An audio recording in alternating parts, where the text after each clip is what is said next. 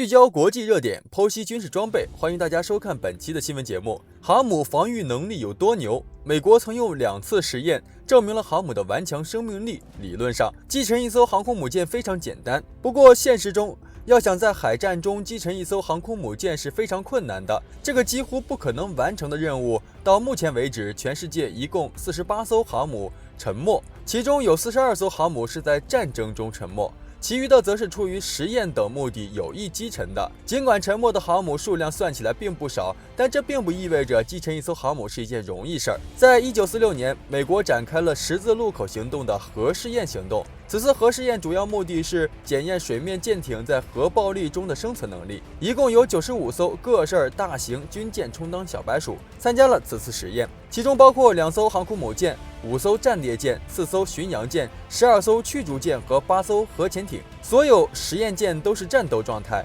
充满了燃料和弹药。在第一次实验中，一架 B-29 轰炸机投下一枚当量 2.3万吨的核弹，在160米空爆。2艘航母虽然都受到创伤，但都不足以导致航母沉没。第二次核爆则是在水面下进行，最终距离爆炸中心只有400多米的萨拉托加号航母被严重损毁，有大量海水涌入了船舱。不过即便如此，萨拉托加号航母仍然坚持了7个多小时才最终沉没，给世人留下了深刻的印象。以上用于实验的还是2战期间的航母，冷战期间设计建造的超级航母则采用了更多先进材料设计建造，抗打击能力自然要更强。那么现代航母的抗打击能力究竟有多强呢？美国也曾经做过实际实验，在05年，美国对退役的 CV-66 美国号航空母舰进行实际使用武器打击实验。美国号属于小鹰级常规航母，1965年服役，满载排水量 8.5 万吨。在长达25天的实验期间，美国动用了鱼雷、反舰导弹、自杀式小艇、水下爆破等各种打击手段，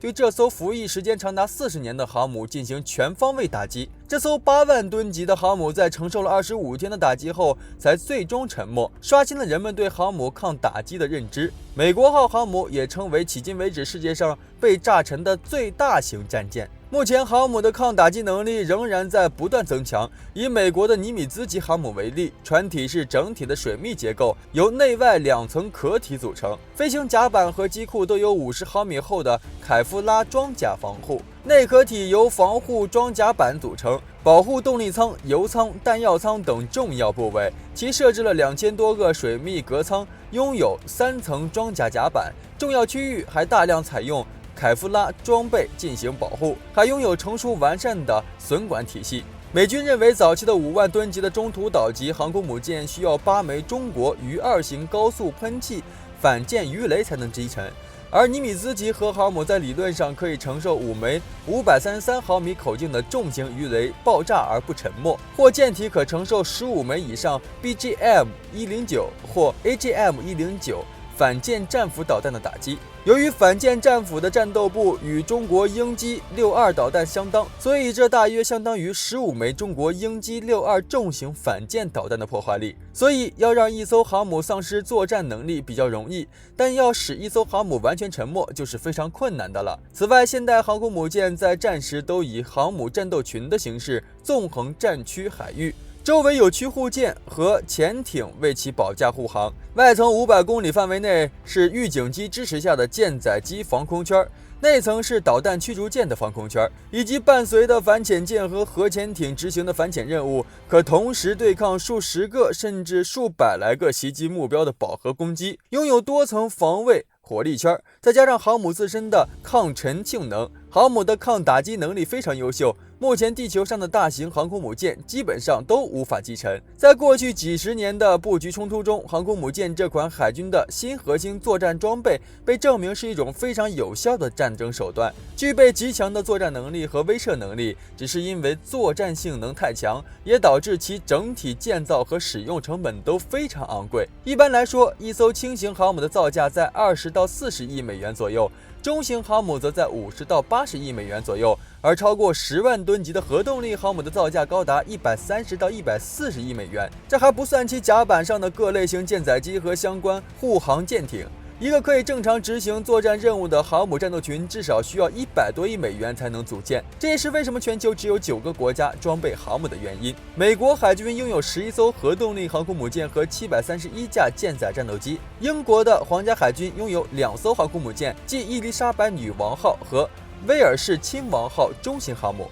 而法国拥有1艘中型航母戴高乐号，印度拥有1艘维克拉玛蒂亚号航母，第2艘维克兰特号航母已经完成了整体的建造计划，已从干船坞中浮出，即将下水服役。俄罗斯海军则有1艘正处于退役状态航母库兹涅佐夫海军上将。迄今为止，中国拥有2艘航空母舰，即辽宁舰和山东舰，而在2018年的时候开始建造第2艘航母003型航空母舰。美国媒体认为，到2035年，中国将拥有6艘可运行的航空母舰，而且目前中国已经拥有2个具备建造大型航母的造船厂，足以实现这样雄心壮志的目标。之所以会在短时间内开始建造第2艘国产航母，最主要的原因还是因为之前服役的2艘常规动力航母均无法安装弹射器，舰载战斗机只能依靠滑跃甲板完成起飞，这也使得舰载机无法实现满负荷起飞，限制了舰载机的作战半径和载弹量，最终影响航母的整体作战性能。因此，第2艘国产003型航母采用了直通式斜角甲板加弹射器的设计，使得舰载战斗机可以实现满载负荷起飞，充分发挥其整体作战能力，并且003型航母所采用的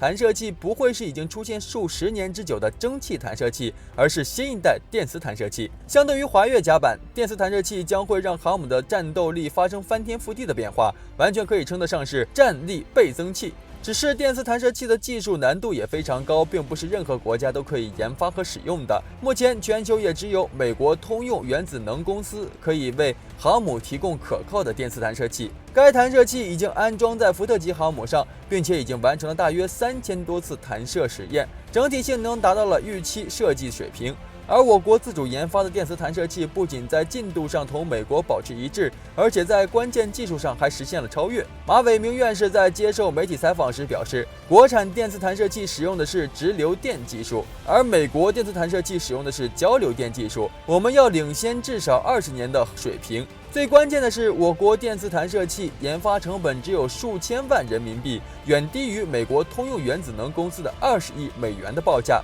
与福特级航母不同的是，003型航母属于1艘常规动力航母，应该使用燃气轮机作为动力输出系统，并不是外界所认为的核动力反应堆。这也让不少人都质疑，常规动力航母安装电磁弹射器真的可行吗？毕竟电磁弹射器虽然在耗能上要小于蒸汽弹射器，但是其耗电却非常巨大，因此也被认为只有核动力反应堆可以满足其耗能需求。国产电磁弹射器已经完成了上千次的弹射实验，并且只需要解决能量储存问题就可以上舰使用，不存在常规动力无法安装电磁弹射器情况。当然，003型航母采用电磁弹射加常规动力的设计，也使得其整体作战性能达到了一个新的高度。但是要达到网上所说的可以媲美福特级航母，显然是不现实的。核动力航母的优势在于可以无限期续航，同时能够携带更多的武器弹药和物资补给，海上自持力要优于常规动力航母，而且能够为舰载武器装备进行持续功能，